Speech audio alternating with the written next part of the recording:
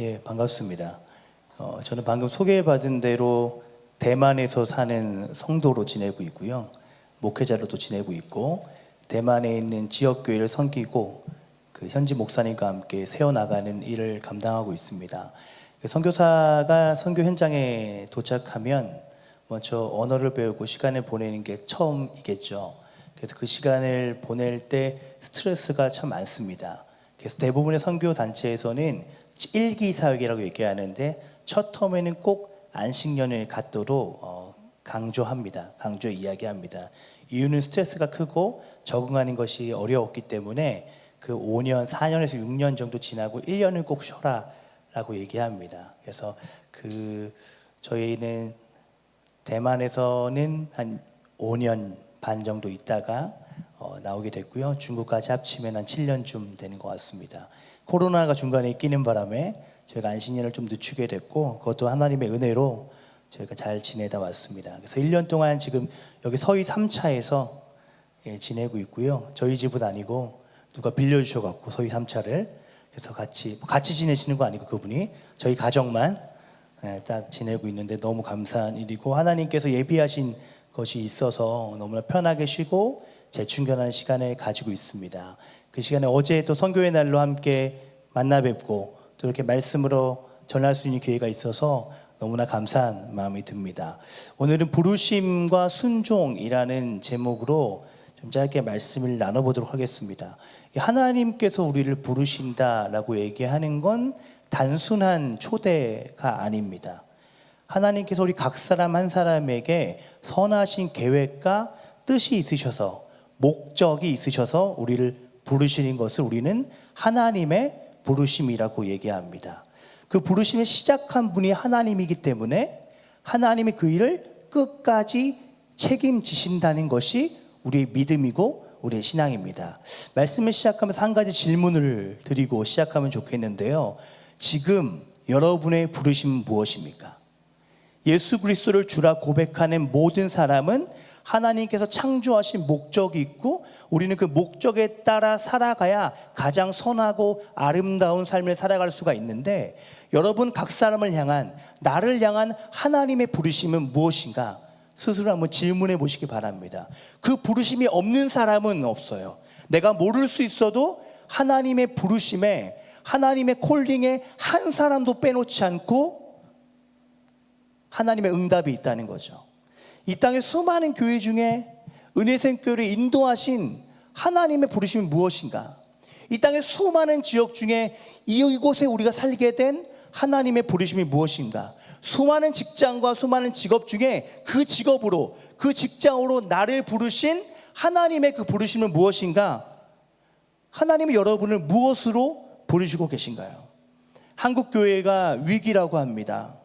위기인 것 같습니까? 한국교회가 어떤 것 같으세요? 많은 기독교 학자들이 한국교회를 평가하고 이야기합니다. 발표하는데요. 그 중에 한 가지는 한국교회는 지금 구원 차원에만 머문 기독교인들이 다른 어떤 세대보다 너무나 많아졌다. 구원 받으면 끝이라는 전제를 가지고 사는 것처럼 신앙생활하며 살아가는 그리스도인이 너무 많아졌다는 것이 한국교회의 가장 큰 본질적인 위기라는 거예요. 이전 세대도 그랬습니다. 구원 받기 위해 교회를 나왔죠. 그런데 그 세대는 적어도 아직 예수를 믿지 않는 사람, 아직 교회 안에 들어오지 못한 사람, 아직 예수의 제자가 되지 않은 사람에 대한 열정이 있어서 그들에게 어떻게든 복음을 전하고 싶어 했다는 거예요. 그래서 거리에 나가 전도했어요. 띠를 두르고 전도도 했어요. 기회를 만들었어요. 찾아갔어요. 초대했어요. 복음을 나르는 전달자로, 사명자로 그렇게 삶을 살아갔다는 거예요. 그런데 요즘 한국에 사는 일반적인 기독교인들의 모습은 그 삶의 패턴에서 그런 모습이 점점 더 보이지 않는다는 거예요. 하나님의 부르심이 사라진, 하나님의 부르심이 잊혀져 버린 2024년을 살아가는 한국교회의 모습이 아닐까 생각을 합니다. 여러분의 잊혀진 부르심은 무엇인가요? 여러분의 가정을 향한 하나님의 잊혀진 부르심이 무엇인가요? 우리 은혜샘 교회 가운데 혹시 잊혀진 부르심이 있나요? 점점 더 희미해져가는 부르심이 무엇인가요? 예수 믿고 교회 나와 구원을 내가 받을 수 있나 없나, 그 확신을 가질 수 있나 없나, 그런 걸로 전전긍긍하는 것을 넘어서야 한다는 거예요.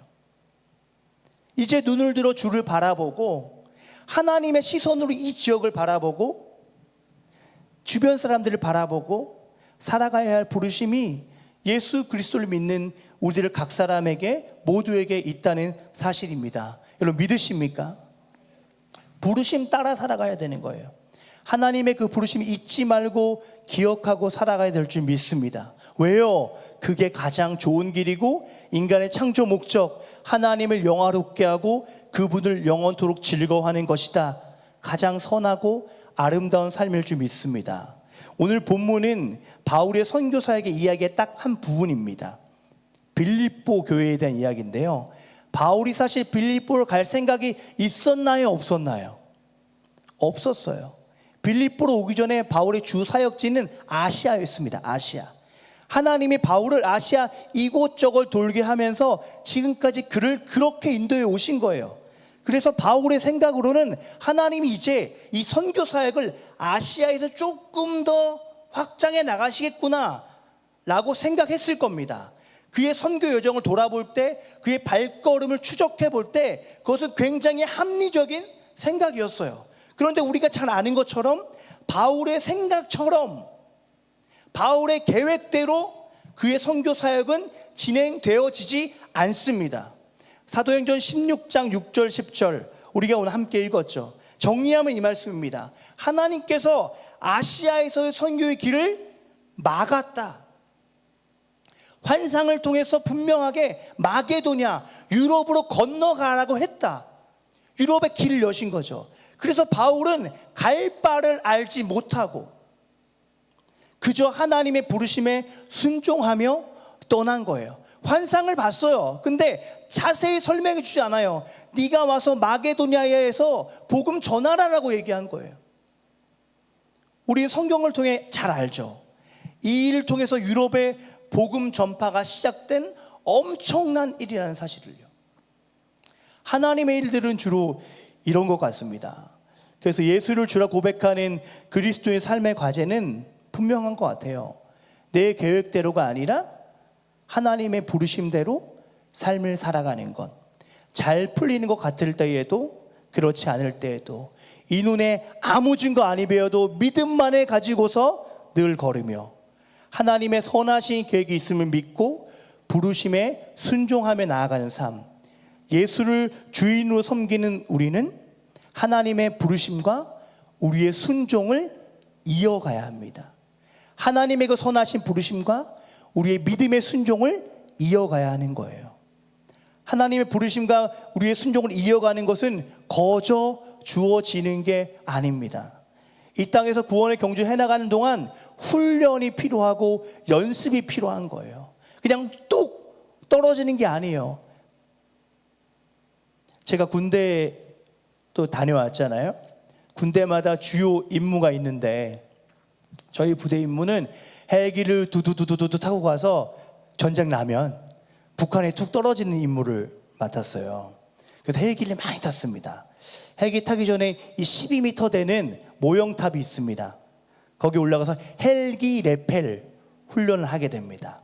처음에 군대에 들어가니까 제가 막 떨렸을까요? 안 떨렸을까요? 안 떨고 싶었는데 너무 떨리는 거예요. 하기 너무 싫었어요. 제가 올라가기 전에 몇 번이고 다짐했습니다. 기도도 어느 때보다 진심으로 했을 거예요. 그런데 그 무서움이 사라지지가 않는 거예요. 걸어서 12m 되는 꼭대기를 이렇게 계단을 올라가는데 점점 더 긴장이 되는 거예요.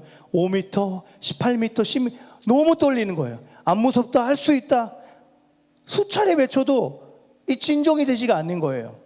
꼭대기에 올라가서 마지막에 떨어지기 전에 꼭 보고를 해야 됩니다. 이렇게 떨어지는데 이병, 정현기, 헬기 레펠 준비 끝 이렇게 보고를 해야 돼요. 그래서 12m 되는 꼭대기에서 이 철 난간에 서갖고 줄 하나 잡고 서 있는데 다리가 사시나무 떨리듯 막 떨리는 거예요. 마음속으로 다리야 제발 멈춰라. 너무 부끄러운 거예요. 다 큰 어른이 다리가 막 떨리니까. 수차례 외쳤는데 소용이 없었어요. 그리고 하강 하고 떨어지는 거거든요. 하강이라는 소리와 함께 내려갔는데 눈을 질끔 감고 힘을 빡 주고 내려가는 바람에 공중에 아주 추한 자세로 통닭처럼 매달린 채 저의 첫 헬기 레벨이 끝이 났습니다. 욕도 바가지로 먹었어요. 여러분, 어떻게 하면 안 떨 수 있죠? 마음을 더 안 잡아서 그런 겁니까?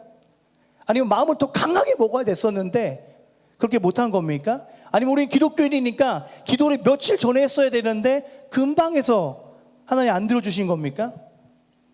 아니면 레페를 더 잘하려면 교본을 달달달 외우면 안 떨게 되나요? 장담하지만 그렇게 다 해도 안 돼요. 계속 떨려요. 그런데 놀라운 광경을 봤습니다. 병장들은 저랑 나이가 비슷한데 병장들은 식은 죽 먹기로 안 떨고 놀이기구 타듯 하는 거예요. 앞으로 떨어지고 뒤로 떨어지고 옆으로 떨어지고 한 명도 예외가 없었습니다. 여러분, 어떻게 가능한 거죠? 간단해요. 자주 뛰면 됩니다. 계속 뛰어보면 돼요. 뛰면 뛸수록 점점점 안 떨리고 나중에 앞, 뒤, 옆으로 다 하게 됩니다. 우리도 이런 인생의 경험들이 있지 않아요? 저는 이것의 이야기를 한번 신앙에 적용을 한번 시켜봤어요. 우리가 성경을 읽어요. 말씀도 듣습니다. 이 한국교회만큼 말씀을 많이 듣는 성도가 없어요. 수요예배, 금요예배, 주일예배 1, 2, 3부 엄청 많습니다. 나눔도 합니다. 그래서 하나님 말씀이 무엇인지, 하나님이 지금 나에게 하는 것이 무엇인지를 깨닫고 알게 됩니다.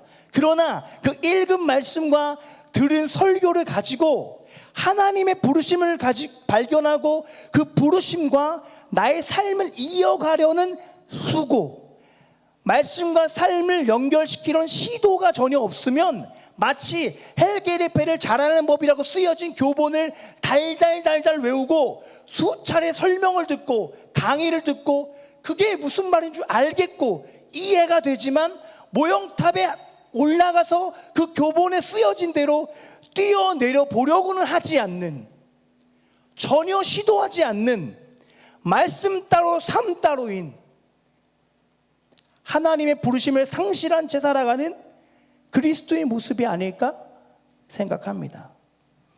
여러분, 이스라엘 백성이 요단강을 건널 때 어떻게 건너요?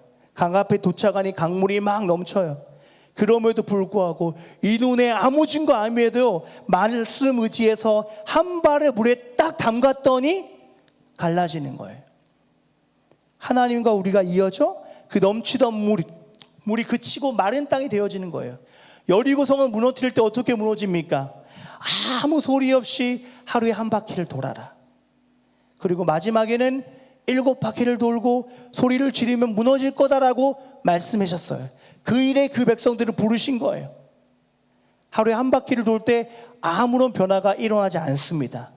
6일째까지 무너질 기미는 전혀 보이지 않아요.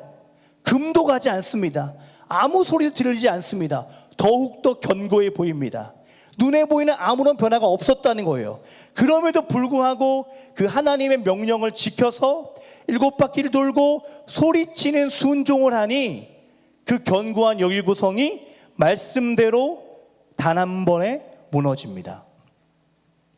여러분, 말 차원이 아니라 순종함으로 한 발을 내디디면, 말씀을 들으면서 끝나는 것이 아니라 하나님의 부르심을 기억하고 순종의 한 걸음을 했을 때, 순종함으로 성을 뱅글뱅글 돌았을 때, 하나님이 가라 하시며 부르시니 그저 순종했을 때 하나님의 그 순종을 통해서 우리와 이어지고 우리를 통해 하나님의 일이 시작되는 겁니다.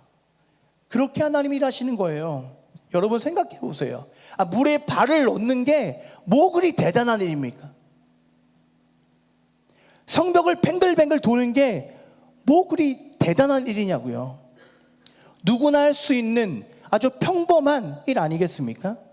하나님의 시선은 우리의 주장, 내 생각, 내 판단, 내 계획, 내 경험을 내려놓고 주 발 앞에 내려놓고 말씀에 순종하는가, 나를 의지하는가, 날 주인으로 섬기는가, 이것을 보는 거죠. 그리고 하나님의 부르심과 나의 순종이 그때서야 만나 하나님의 신비로운 일들이 시작되는 겁니다.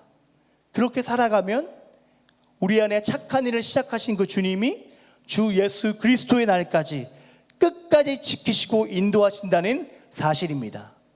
오늘 함께 읽을 빌립보서 1장 6절에 너희 안에서 착한 일을 시작하신 이가 그리스도 예수의 날까지 이루시는 줄을 우리가 확신하노라.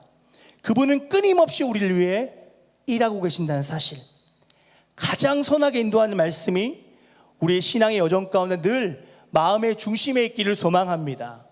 그렇게 결단하고 나아가기를 소망합니다. 그렇게 경험하는 삶을 살아가기를 주님의 이름으로 축복합니다. 제 선교 사역 가운데 하나님이 그렇게 일하신 것 같아요.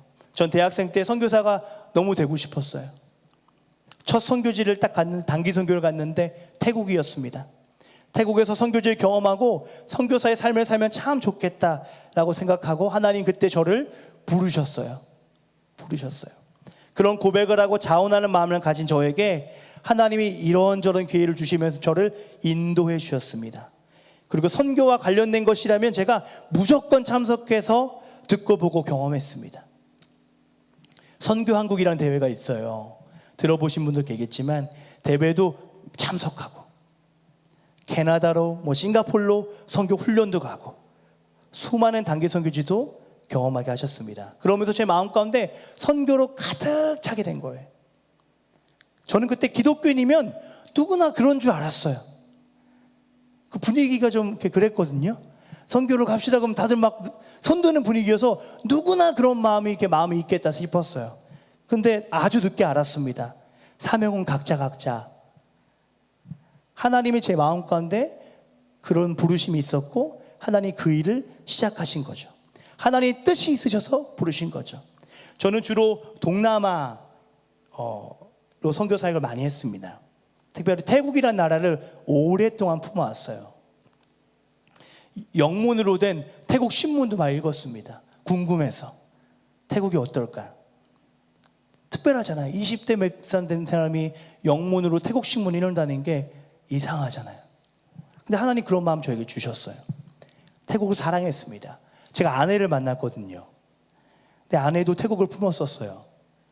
하물며 태국의 단기 선교사로 1년 치앙라이에 나가 있었습니다.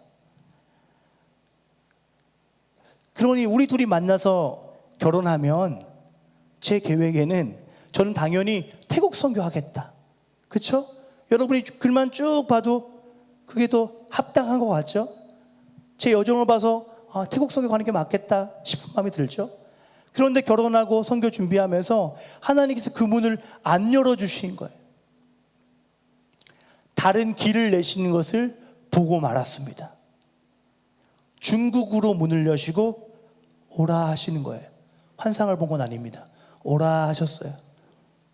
하루는 선교대회에 참석했는데 한 선교사님이 강의를 하시면서 자기 하나님 앞에 하나님 저는 아프리카 빼고 어디로 가도 상관없습니다 라고 얘기했는데 하나님이 아프리카로 보내셨대요. 그 강의를 들으면서 저는 너무하다. 설마 하나님 그러실까? 잘못 들은 거 아니야? 그런 게 어딨어? 라는 생각을 한 적이 기억이 납니다. 그런데 저는 하나님 앞에 이렇게 얘기했어요. 하나님, 저는 아프리카도 좋아요. 남미도 좋습니다. 다 좋아요. 근데 중국만 아니면 돼요. 사실 중국이 가깝잖아요. 그래서 제가 있는 모 교회도 단기 선교 교회가 가장 많았던 거 중국이에요. 가까우니까 자주 왔다 갔다 했습니다. 근데 전 한 번도 안 갔어요. 외면했어요. 그런데 그런 저에게 중국만 아니면 돼요 한 사람에게 중국의 문을 여는 거예요. 그것도 활짝. 할렐루야. 그래서 그 하나님이 저를 그렇게 부르시는 거예요. 그 부르심에 순종하고 갈 바를 알지 못하지만 발걸음 옮겼습니다.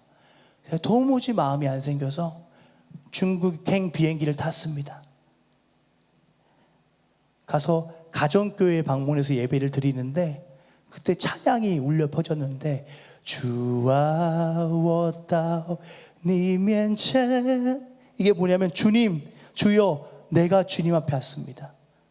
그 찬양 인도자와 제가 뭐 콘티를 공유한 것도 아닌데 딱 그 찬양을 하는데 눈물이 왈칵 쏟아지는 거야. 주와 我到你面前 무슨 말이냐면 주여 내가 주님 앞에 왔습니다. 이때 저와 제 아내의 모든 계획이 다 포기하게 되고 하나님의 부르심만 바라보게 됐어요. 제 계획대로 이루어지지 않았죠. 하나님 참 신기하시죠. 하지만 가장 선하게 인도하셨다고 제 선교 여정을 돌아보면 고백할 수 있습니다. 중국에서 대만에서 하나님이 이미 예비하신 성도들, 이미 예비하신 현지 교회 성도들, 영혼들을 만나게 해주셨습니다. 여러분, 하나님이 부르심에는 반드시 예비하심이 있습니다. 바울이 하나님의 부르심을 따라서 방향을 틉니다. 유럽으로. 그리고 빌립보로 갑니다. 배 타고 빌립보로 가서 예배드리고 기도하러 찾다가 밖에서 여자들을 만나요. 여자들을 만나 복음을 제시합니다. 복음을 전했더니 그 수많은 사람 중에 한 명, 그 여자가 복음에 반응해요. 그 여자 이름이 루디아였습니다. 성경은 말합니다. 하나님이 그 여자의 마음을 열었다. 바울이 전한 복음에 그가 반응하고 그가 따랐다라고 말합니다. 그리고 그 여인과 그 집안 사람들이 세례를 받고 주님을 따르고 그 루디아의 집에서 빌립보 교회가 시작됩니다. 하나님의 부르심에는 반드시 예비하심이 있는 거예요. 그러다 바울이 하루는 복음을 전하다가 귀신 들린 여종을 만나서 귀신 쫓느리 문제가 돼갖고 심하게 맞고 감옥에 갇힙니다. 그럼에도 불구하고 바울은 하나님을 찬송하고 기도했다는 거예요. 그를 지키고 있던 간수들도 그런 바울의 모습을 보고 하나님을 믿게 됩니다. 하나님의 부르심에는 예비하심이 있다는 거예요. 믿으십니까? 우리는 그 부르심에 순종하며 그 길을 그저 걸어가면 되는 것입니다. 오늘 마지막으로 여러분에게 다시 질문합니다. 여러분을 향한 하나님의 잊혀진 부르심이 무엇입니까? 여러분이 그 알고 있는 그 부르심을 여러분의 순종으로 이어야 할 것은 무엇입니까? 혹시 외면하고 있는 나의 부르심은 무엇입니까?